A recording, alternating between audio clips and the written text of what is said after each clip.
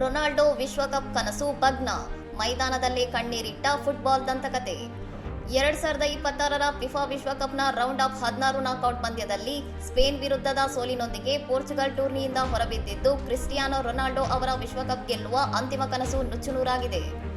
ಡಲ್ಲಾ ಸ್ಟೇಡಿಯಂನಲ್ಲಿ ನಡೆದ ತೀವ್ರ ಪೈಪೋಟಿಯ ಪಂದ್ಯದಲ್ಲಿ ದ್ವಿತೀಯಾರ್ಧದ ಹೆಚ್ಚುವರಿ ಸಮಯದಲ್ಲಿ ಸ್ಪೇನ್ನ ಮೈಕಲ್ ಮೆರಿನೋ ಬಾರಿಸಿದ ಏಕೈಕ ಗೋಲು ಪೋರ್ಚುಗಲ್ ಪಾಲಿಗೆ ಮುಳುವಾಯಿತು. ಸೋಲಿನ ನಂತರ ಮೈದಾನದಲ್ಲೇ ಮೊಣಕಾಲೂರಿ ರೊನಾಲ್ಡೋ ಕಣ್ಣೀರು ಹಾಕಿದ ದೃಶ್ಯ ಜಗತ್ತಿನಾದ್ಯಂತ ಅವರ ಕೋಟ್ಯಾಂತರ ಅಭಿಮಾನಿಗಳನ್ನು ಭಾವುಕರನ್ನಾಗಿಸಿದೆ. ಪೋರ್ಚುಗಲ್ ಟೂರ್ನಿಯಿಂದ ಹೊರಬಿದ್ದರೂ ರೊನಾಲ್ಡೋ ಒಟ್ಟು 6 ವಿಶ್ವಕಪ್ಗಳಲ್ಲಿ ಭಾಗವಹಿಸಿದ ಹಾಗೂ ಸತತ 6 ವಿಶ್ವಕಪ್ಗಳಲ್ಲಿ ಗೋಲು ಗಳಿಸಿದ ವಿಶ್ವದ ಏಕೈಕ ಆಟಗಾರ ಎಂಬ ಐತಿಹಾಸಿಕ ದಾಖಲೆಗಳನ್ನು ತಮ್ಮದಾಗಿಸಿಕೊಂಡಿದ್ದಾರೆ. ವಿಶ್ವಕಪ್ ಟ್ರೋಫಿ ಗೆಲ್ಲದಿದ್ದರೂ ರೊನಾಲ್ಡೋ ಅವರ ಅಪ್ರತಿಮ ಸಾಧನೆ, ಫುಟ್ಬಾಲ್ ಕ್ರೀಡೆಗೆ ಅವರು ನೀಡಿದ ಕೊಡುಗೆ ಮತ್ತು ಅವರ ಹೋರಾಟದ ಗುಣ ಎಂದಿಗೂ ಅಮರ ಎಂದು ಫುಟ್ಬಾಲ್ ಲೋಕ ಕೊಂಡಾಡಿದೆ.